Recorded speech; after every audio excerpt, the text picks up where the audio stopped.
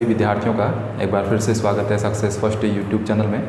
विद्यार्थियों, इससे पहले हम पढ़ चुके हैं महाजनपद को, और महाजनपद के बाद हमने पढ़ा था राजस्थान के अंदर कौन कौन से महाजनपद हैं। इसके बाद हम इस लेक्चर के अंदर विद्यार्थियों मौर्य वंश की स्थापना किसने की, किस प्रकार से इसका शासन चला और इसका अंतिम शासक कौन था, सबसे प्रभावी शासक कौन था, उन्होंने कौन कौन सी नीतियाँ चलाई, वो सारी गतिविधियाँ इस वीडियो के अंदर हम पढ़ने का प्रयत्न करेंगे।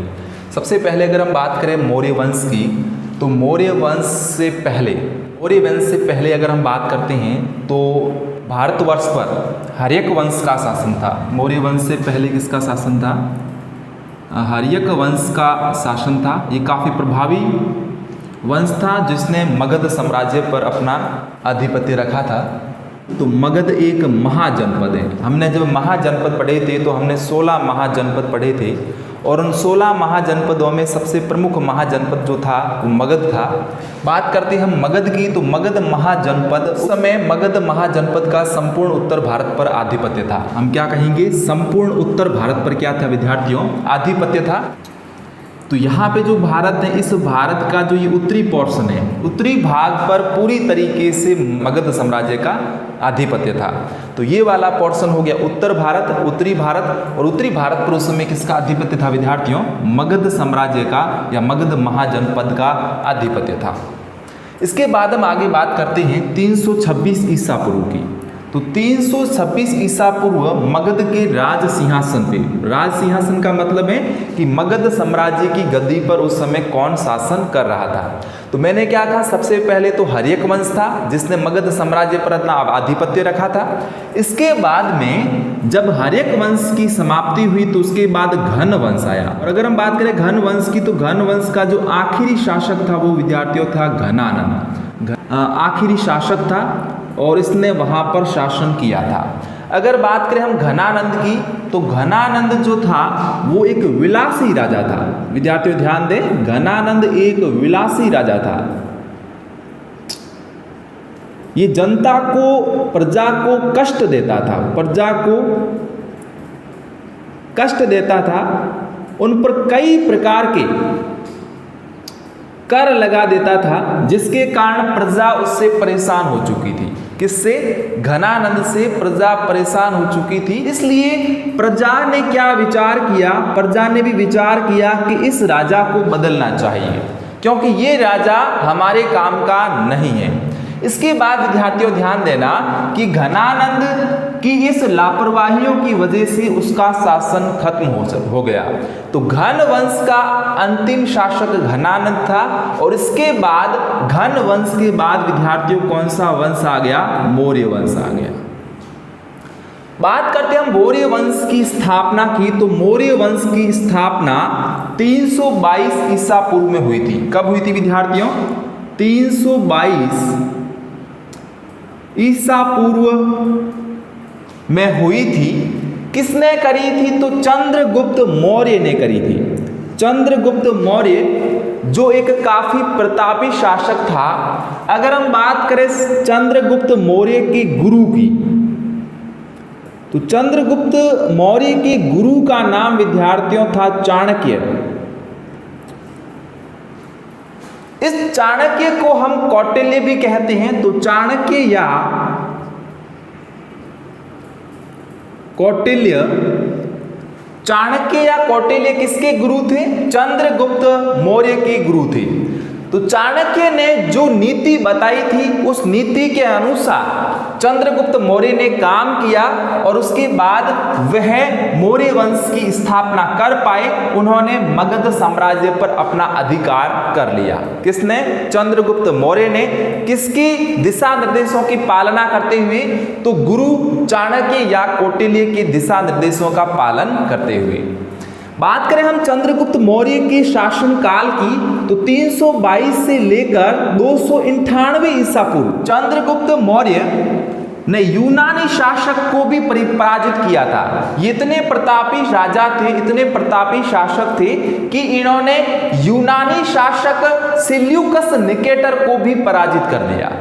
तो आप इससे ये अनुमान लगा सकते हैं कि चंद्रगुप्त मौर्य कितने प्रभावी कितने साहसी, कितने प्रतापी, कितने पराक्रमी शासक या राजा थे।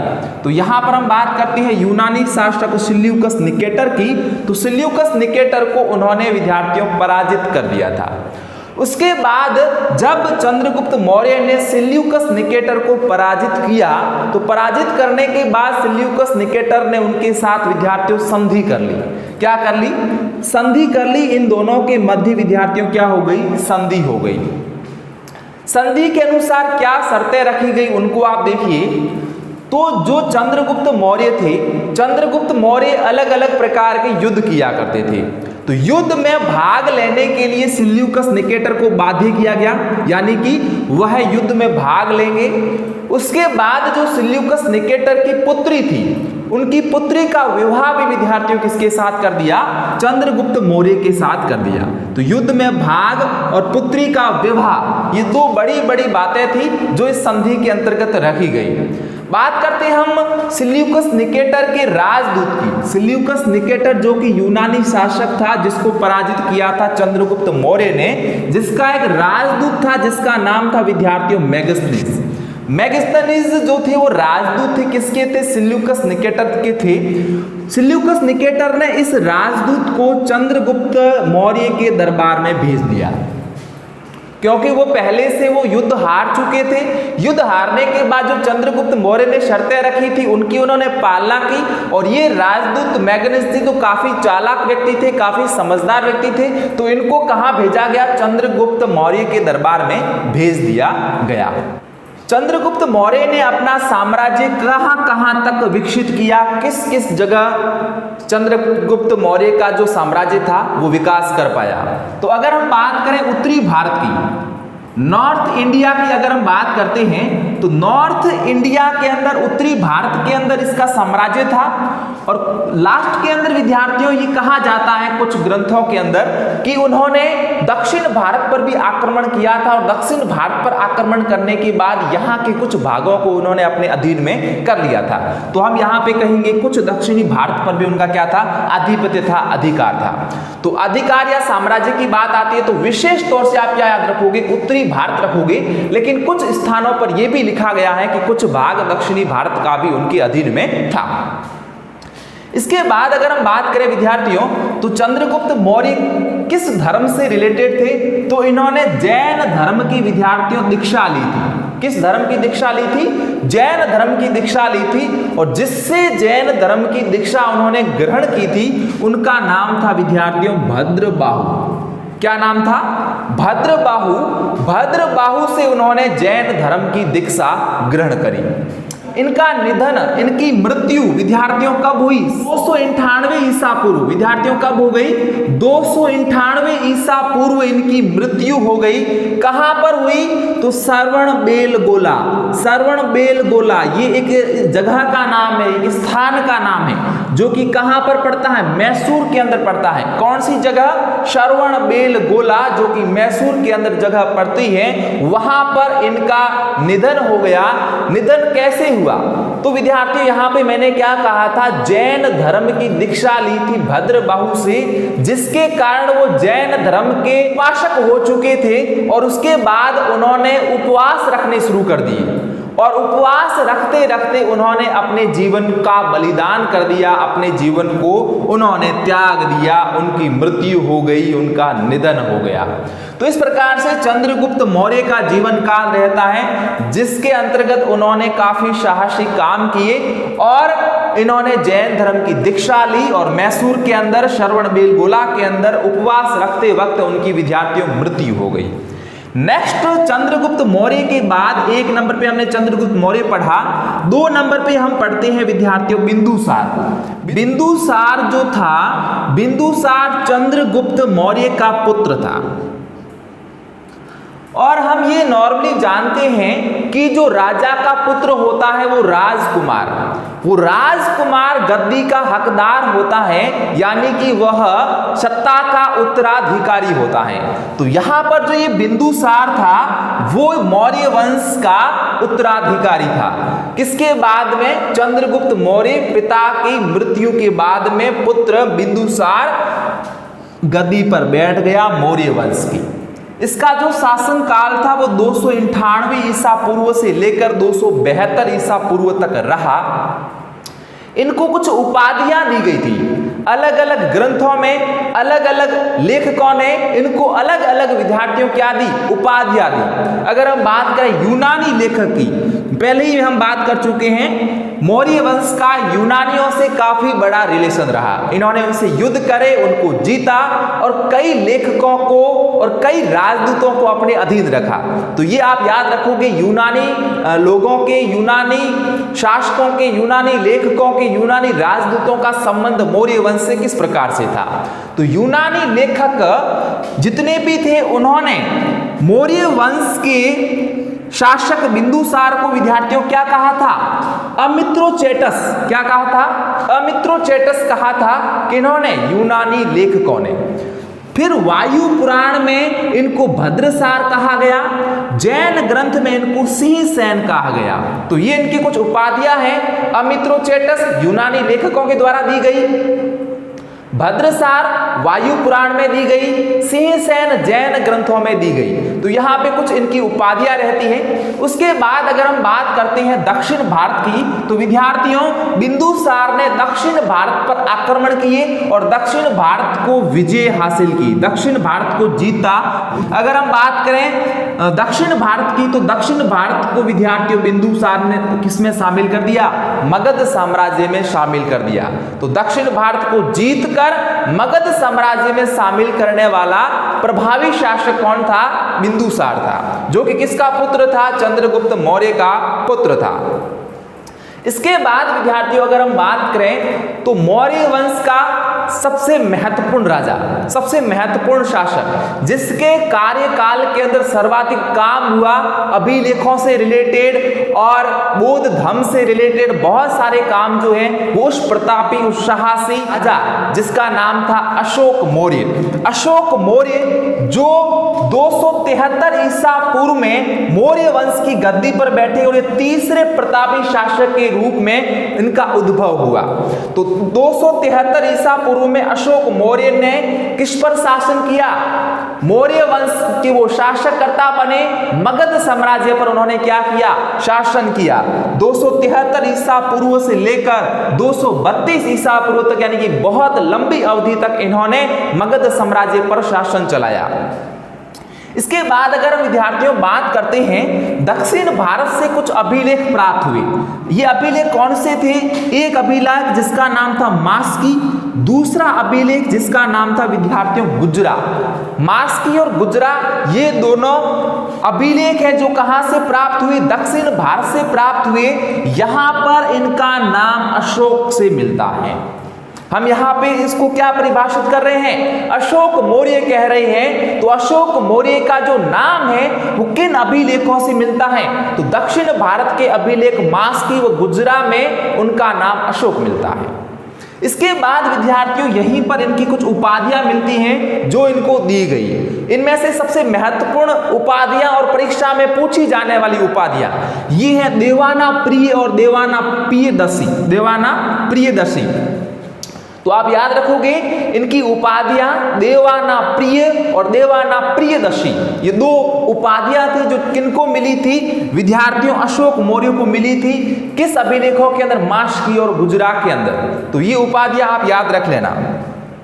इसके बाद अशोक के कार्यकाल का सबसे प्रभावी आक्रमण और सबसे सशक्त आक्रमण जो हम कहेंगे वो विद्यार्थियों था कलिंग पर आक्रमण। जब उन्होंने कलिंग पर आक्रमण किया था 261 ईसा पूर्व के अंदर, यानी कि जब वो राजा बने थे 273 ईसा पूर्व में, 273 ईसा पूर्व में वो राजा बने और 261 ईसा पूर्व में उन्होंने क्या कर दिया विद्यार्थियों, कलिंग पर आक्रमण कर दिया।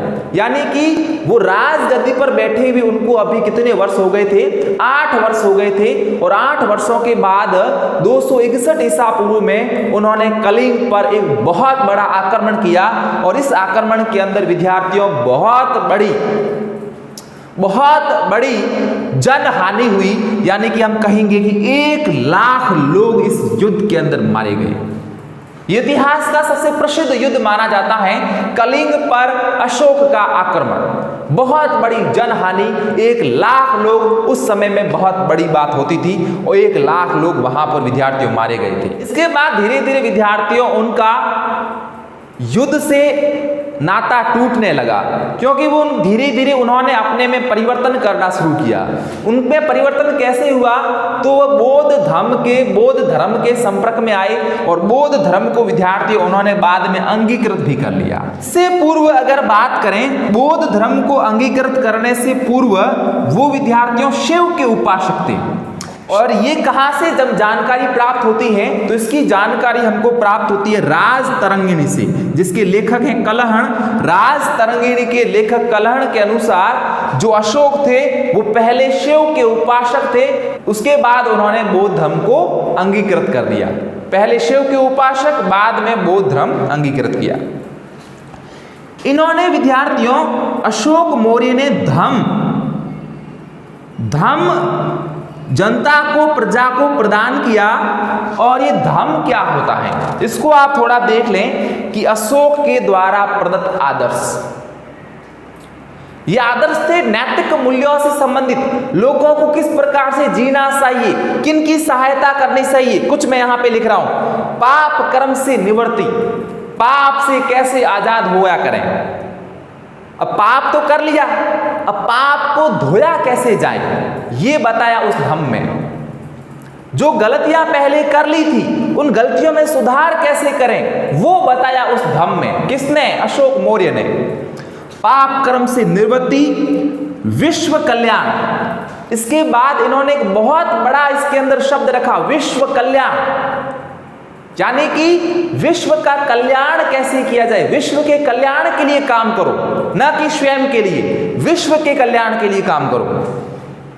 उसमें दया रखो, अपने में दया रखो, दान की भाव रखो, दान का भाव रखो, सत्यवादी बनो और कर्म शुद्धि रखो, यानी कि अपना काम इतनी अच्छी तरीके से करो, इतनी ईमानदारी से करो कि आपके काम में इतनी शुद्धि, इतनी प्योरिटी लगे कि लोग आपकी प्रशंसा करें। तो यहां पे हम कहेंगे पाप कर्म से निवृत्ति, विश्व कल्याण, दया, दान, सत्य और कर्म शुद्धि जैसी धारणाएं धम्म के अंदर प्रदत्त की थी। किसने की थी? अशोक मौर्य ने की थी, जो कि एक बहुत बड़ी बात थी उस समय के अंदर। आज के समय में अगर वर्तमान समय की बात करें तो भी लोगों को इतनी समझ, इतनी जागृति नहीं है, लेकिन उस समय में इस महान, इस प्रतापी शासक ने जो ये धारणाएं लोगों के सामने, प्रजा के सामने बताई थी, वो बहुत कारगर साबित हुई। और इसके कुछ अभिलेख भी मिलते हैं, इसके बहुत सारे अभिलेख मिलते हैं जो ये दर्शाते हैं, प्रदर्शित करते हैं कि अशोक मौर्य बौद्ध धर्म के कितने बड़े उपासक थे। इसके बाद विद्यार्थियों अगर हम बात करें अशोक के लघु स्तंभों की, तो अशोक के लघु स्तंभों के रूप में हमको सांची का लघु स्तंभ और सारनाथ का लघु स्तंभ प्राप्त हुआ, जो कि कहां पड़ता है? सांची रायसेन मध्य प्रदेश में पड़ता है, सारनाथ वाराणसी उत्तर प्रदेश में पड़ता है। तो यहां पर अशोक के लघु स्तंभ थे जो यहां से प्राप्त हुए। इसके बाद विद्यार्थियों अशोक मौर्य ने धम्म यात्रा चलाई, धम्म महापात्रों की नियुक्ति की। ये काफी अच्छा कॉन्सेप्ट है, इसको आप समझ लें, धम्म यात्रा और धम्म महापात्रों की नियुक्ति। अब आप कहोगे कि सर ये धम्म यात्रा क्या है, तो यहां पे मैंने क्या लिखा? पाप कर्म से निवृत्ति, विश्व कल्याण, दया, दान, सत्य और कर्म शुद्धि। ये बातें किसमें आई थी? अशोक के द्वारा प्रदत्त आदर्शों के अंदर आई थी, जो कि उन्होंने धम्म के अंदर बताई थी। तो धम्म यात्रा का मतलब है वह यात्रा जिसके अंदर वो धम्म का प्रचार करते थे, वह यात्रा जिसमें वो धम्म का प्रचार करते थे, प्रजा के सामने धम्म की अच्छाइयां बताते थे कि किस प्रकार से हम लोगों की सहायता कर सकते हैं, अपने में दया रख सकते हैं, किस प्रकार से हम सत्यवादी बन सकते हैं, किस प्रकार से हम अपने काम में शुद्धि ला सकते हैं, क्रम शुद्धि कर सकते हैं, किस प्रकार से हम हमारे पाप से मुक्ति पा सकते हैं, तो वो धम्म यात्रा में बताते थे। इसके लिए वो कुछ लोगों को नियुक्त करते थे, इसके लिए वो कुछ लोगों को नियुक्त करते थे जिनको कहा जाता था धम्म महापात्र, जो धम्म यात्राएं करते थे, लोगों को सूचनाएं, संदेश देते थे। अगर हम बात करें ईसा पूर्व की या मगध साम्राज्य की, तो उस समय के अंदर अभिलेखों के माध्यम से अभिलेखों के माध्यम से संदेश भेजने वाला एकमात्र प्रतापी शासक कौन था? अशोक मौर्य। अशोक मौर्य को ये प्रेरणा कहां से मिली? तो एक ईरानी राजा था जिसका नाम था विद्यार्थियों डेरा। डेरा एक ईरानी राजा था जो अपनी प्रजा को संदेश देने के लिए अभिलेख काम में लेता था। अभिलेखों के माध्यम से अपनी प्रजा को क्या देता था? संदेश देता था। तो इनसे प्रेरणा ली अशोक मौर्य ने और अपनी प्रजा को अभिलेखों के माध्यम से संदेश देते थे। अभिलेख किस किस लिपि में मिलते हैं, ये भी प्रश्न विद्यार्थियों परीक्षा के अंदर 1 नंबर के सवाल में पूछ लिया जाता है कि एक किस लिपि में मिलते हैं। तो इनके जो अभिलेख है वो मिलते हैं ब्राह्मी लिपि के अंदर और खरोष्टी लिपि के अंदर। काफी इंपॉर्टेंट क्वेश्चन है, खरोष्टी लिपि और ब्राह्मी लिपि। ब्राह्मी लिपि तो लगभग पूरे मगध साम्राज्य के या अशोक के पूरे साम्राज्य में लगभग मिलती है, लेकिन अगर खरोष्टी लिपि की बात करते हैं तो पश्चिम व उत्तर भारत में खरोष्टी लिपि से मिले खरोष्टी लिपि के कुछ अभिलेख मिलते हैं। तो अशोक मौर्य का जो शासन काल है वो 273 से 232 तक रहा, यानी कि इन्होंने 40 वर्षों तक विद्यार्थियों क्या किया? शासन चलाया, राज किया। स्वाभाविक मृत्यु हो गई, स्वाभाविक मृत्यु हो गई। बाकी जो लगभग राजा होते हैं वो या तो युद्ध के समय मारे जाते हैं या फिर किसी रोग के कारण मर जाते हैं, लेकिन अशोक मौर्य की स्वाभाविक मृत्यु 40 वर्ष शासन चलाने के बाद हो गई। इसके बाद विद्यार्थियों 232 ईसा पूर्व के बाद में कई राजा आए, लेकिन वो राजा इतने प्रभावी नहीं थे, इतने सशक्त नहीं थे कि शासन चला पाए। उसके अंतर्गत कौन कौन से थे विद्यार्थियों? कुणाल था, इंद्रप्रस्थ था, संप्रति था, दशरथ था। ये कुछ राजा हुए अशोक के बाद में, लेकिन इतने प्रभावी नहीं थे कि वो शासन चला सके, इसलिए हम उनको कहेंगे कमजोर शासक। अंतिम शासक के रूप में मौर्य वंश का अंतिम शासक, मौर्य वंश का अंतिम शासक विद्यार्थियों कौन था? बृहद्रथ। बृहद्रथ मौर्य वंश का अंतिम शासक था और इस बृहद्रथ की हत्या विद्यार्थियों पुष्यमित्र शुंग ने कर दी, जो कि उसका क्या था? ब्राह्मण मंत्री था। और पुष्यमित्र शुंग मगध साम्राज्य का शासनकर्ता बन गया और उसने शुंग साम्राज्य की स्थापना कर दी, शुंग वंश की स्थापना कर दी, शुंग वंश की स्थापना कर दी। तो ये तो विद्यार्थियों था मौर्य वंश से लेकर शुंग वंश की स्थापना तक का एक बड़ा कार्यकाल, जिसके अंतर्गत हमने पढ़ा चंद्रगुप्त मौर्य को, बिंदुसार को, अशोक को और उसके बाद में कुणाल, इंद्रप्रस्थ, संप्रति, दशरथ, बृहद्रथ जैसे राजाओं को। अगर आपको ये वीडियो समझ में आ चुका है तो लाइक कर दें, शेयर कर दें, चैनल को सब्सक्राइब कर दें। लगातार हमारे साथ जुड़े रहने के लिए आपका बहुत बहुत धन्यवाद।